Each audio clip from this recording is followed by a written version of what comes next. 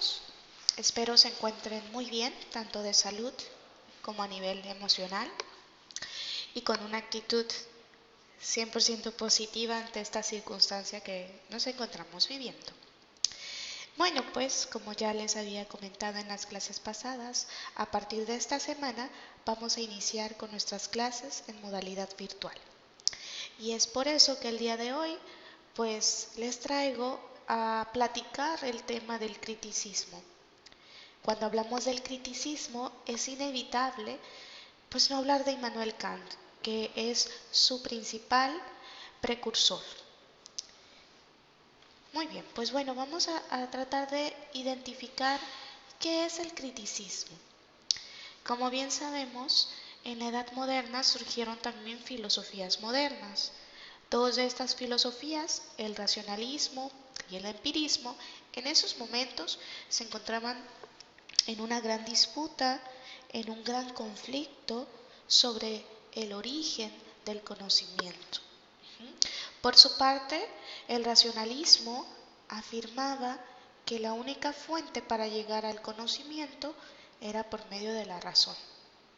Y entonces desacreditaba completamente a la experiencia. Su principal precursor fue René Descartes y por el contrario tenemos a John Locke en el empirismo, quien fue el principal precursor de esta filosofía moderna. El empirismo sostenía que el conocimiento lo obtenemos por medio de la experiencia que se recibe a través de nuestras percepciones mediante nuestros sentidos. Y por lo tanto, entonces el empirismo decía que la experiencia era la única fuente para poder llegar al conocimiento.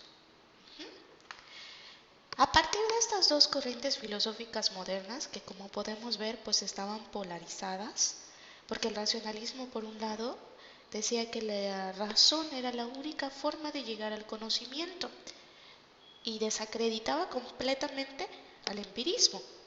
Y por su parte, el empirismo pues hacía lo mismo, desacreditaba la razón y decía que la experiencia era la única forma. Entonces, Immanuel Kant llega a hacer críticas, pero no críticas para desvalorizar, ¿no? Él empieza a hacer críticas constructivas, críticas muy objetivas, tanto del racionalismo como del empirismo. Y entonces a partir de todas estas críticas y observaciones, nos trae consigo pues esta corriente filosófica del criticismo. Immanuel Kant entonces nos explica que es a través de las percepciones que nosotros vamos a adquirir pues información. Él nos dice que a través de los olores, de los sabores, de las texturas, de las formas en cómo nosotros visualizamos los objetos, nosotros vamos interiorizando y le damos parte a la razón. Para explicarles esta diapositiva, me gustaría decirles que es a través de Kant que él intenta generar una conciliación entre el racionalismo y el empirismo.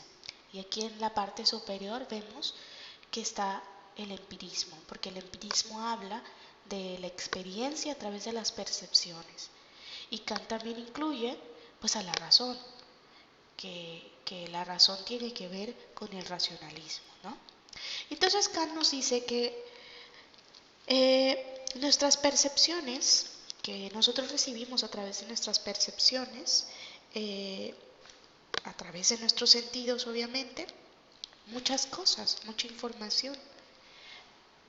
Imagínense ustedes que ahorita empiezan a oler algo, empiezan a darse cuenta de que están oliendo algo que les agrada.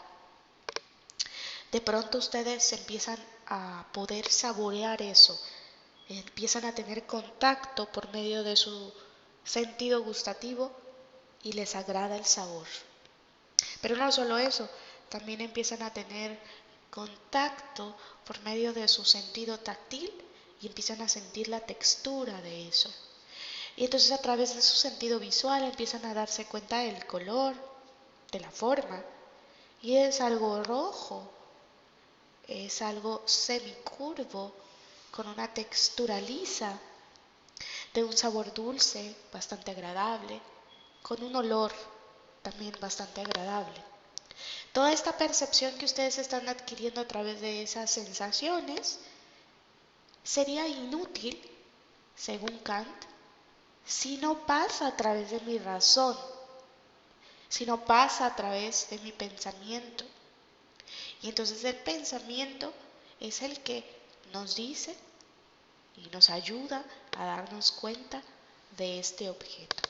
Y entonces todas esas características que yo les dije se las mandamos a la razón, y nuestra razón es nuestra razón, con ayuda de obviamente nuestras percepciones, es el que nos dice que este objeto pues es una manzana. Pero no se podría llegar a esto si no hacemos uso de ambas, ¿cierto? Bueno, la razón nos dice entonces que tenemos que tener tres preguntas importantes. El razonamiento nos dice, ¿qué puedo saber? ¿Qué debo hacer? ¿Y qué debo de esperar? ¿Qué puedo saber con todas estas percepciones que está adquiriendo mi razón a través de la experiencia? Pues que es un objeto. Ajá. ¿Qué debo hacer? Pues ya sea o me como la manzana o la visualizo nada más. ¿Y qué debo esperar de este nuevo conocimiento que yo estoy teniendo? Pues seguramente este conocimiento, si es la primera vez que yo veo una manzana, pues la próxima vez ya voy a hacer una asociación.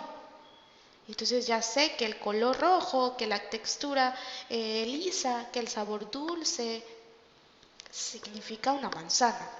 Entonces yo ya interiorizo ese conocimiento a través de la exposición de mi experiencia con la ayuda de mi razón.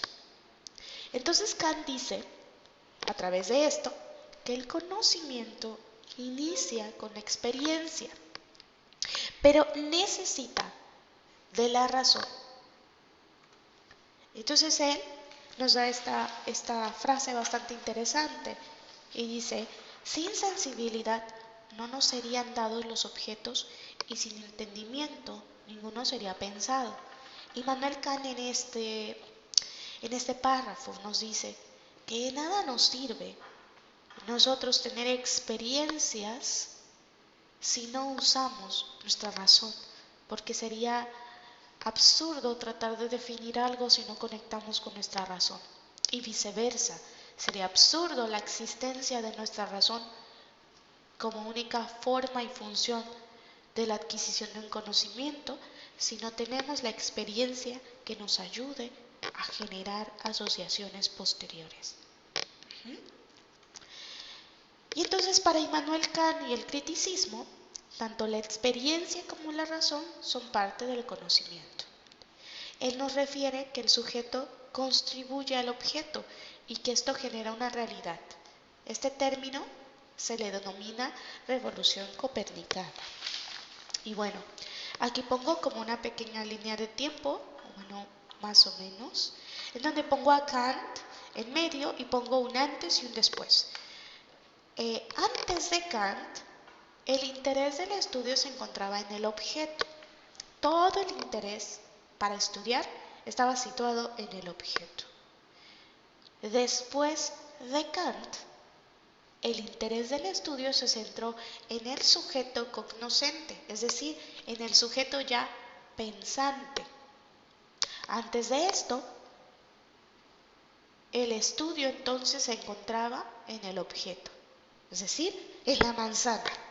Después de Kant dicen, no, la manzana no es nada, sino un sujeto que piense qué es la manzana. Muy bien. En 1781, Immanuel Kant, da a conocer una obra que se denomina La crítica de la razón pura. Esta obra le lleva la fama, pues a través de esta explica que el conocimiento parte de la experiencia, pero que se necesita de la razón pues la información que recibimos a través de nuestras percepciones, o sea, a través de todos nuestros sentidos, pues ingresa de una forma caótica o en caos. Y es el trabajo de la razón quien debe de ordenar toda esta información para poder darle un sentido. Entonces aquí, por ejemplo, nosotros estamos ante una experiencia y esa experiencia va a ir a la razón. Nuestra experiencia manda todo el material a la razón y la razón es la que se va a encargar de ir categorizando, de irle dando sentido, primero en tiempo y espacio, en dónde estoy, cómo es el lugar donde estoy, qué día soy, tiempo y espacio, para después pasar a estas subcategorías: cantidad, forma, cualidad, razón, relación y modo. Cuando la razón ya categoriza la información que obtiene a través de nuestros sentidos, a través de nuestra percepción, pues entonces puede generarse un fenómeno. Y este fenómeno es el objetivo de todas las corrientes que hemos visto hasta ahora, el fenómeno del conocimiento. O sea, a través de toda esta explicación, a través de mi experiencia y a través del uso de mi razón que me ayuda a organizar todos estos estímulos que estoy recibiendo, yo puedo crear un fenómeno, un nuevo conocimiento. Muy bien, pues entonces, básicamente en esto se centra Kant y su criticismo.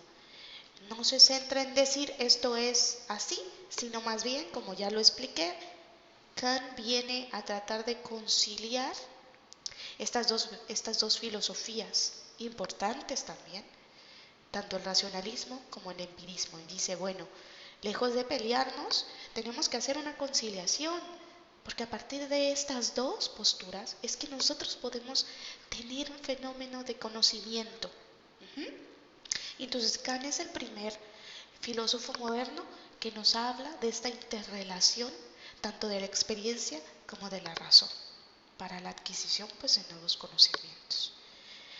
Muy bien, chicos, pues espero que esta información les sea de mucha utilidad. A mí me dio muchísimo gusto poder transmitirles a través de esta posibilidad de la tecnología pues esta información. Espero que pronto nos podamos ver y mientras tanto no se olviden de hacer pues, los ejercicios que ya están programados en Edmodo. Ustedes tienen una actividad que ya había sido programada desde hace tiempo, entonces ustedes seguramente pues ya están haciendo y desarrollando todo, ¿verdad? Esta es una información adicional a la que hemos estado viendo, es para poder aterrizar los dos temas anteriores. Y les voy a pedir de favor que si tienen ustedes alguna duda, por favor se pongan en contacto conmigo a través de la plataforma Edmodo o ya sea también a través de mi correo electrónico que ustedes también lo tienen. Les agradezco muchísimo su tiempo, su espacio y su dedicación en estos momentos.